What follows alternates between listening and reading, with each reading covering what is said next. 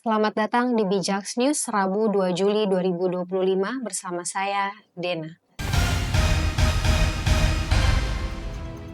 Informasi pertama, Partai Nasdem dalam konferensi pers Senin 30 Juni secara tegas menolak putusan Mahkamah Konstitusi nomor 135/PUU strip 22 Romawi /2024 terkait pemisahan pemilu nasional dan daerah. Melalui anggota Majelis Tinggi Lestari Murdiat, Nasdem menilai keputusan tersebut melanggar Undang-Undang Dasar 1945 dan berpotensi menimbulkan krisis konstitusional. MK dianggap telah melampaui kewenangannya sebagaimana diatur pasal 24C Undang-Undang Dasar 1945 serta mencampuri ranah legislatif yang merupakan kewenangan DPR dan Presiden. Nasdem juga menegaskan bahwa pelaksanaan pemilu harus tetap 5 tahun sekali untuk memilih Presiden, DPR, DPD, dan DPRD sebagaimana diatur pasal 22E Undang-Undang Dasar 1945.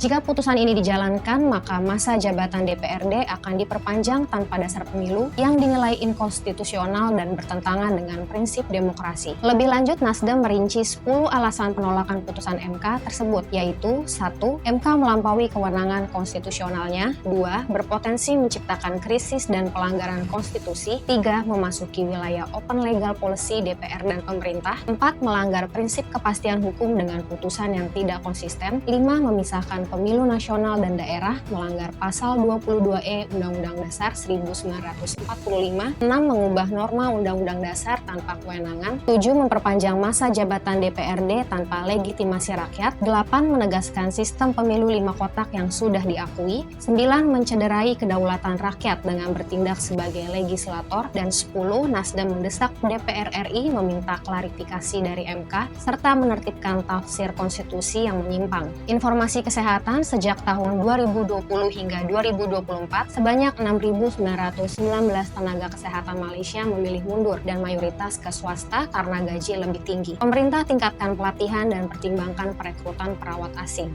Informasi nasional, Presiden Prabowo pada Senin 30 Juni resmikan Wisma Danantara di Jakarta Selatan, bekas kantor Bank Mandiri, hadir bersama Wapres Gibran dan Menteri. Harapannya Danantara kian berkembang dan bermanfaat. Informasi olahraga, Arkan Kakak ex Timnas U17 resmi jadi prajurit TNI Angkatan Darat lewat program khusus Mabes TNI. Setelah pendidikan, ia dilantik sebagai Sersan 2, simbol sinergi olahraga dan militer. Informasi teknologi, Menteri Mutia pastikan sekolah rakyat dapat internet cepat hingga 100 Mbps pada Selasa 1 Juli. Sekolah di Bantul dan Sleman sudah nikmati layanan untuk dukung proses belajar digital. Sampai bertemu di informasi bijaks berikutnya.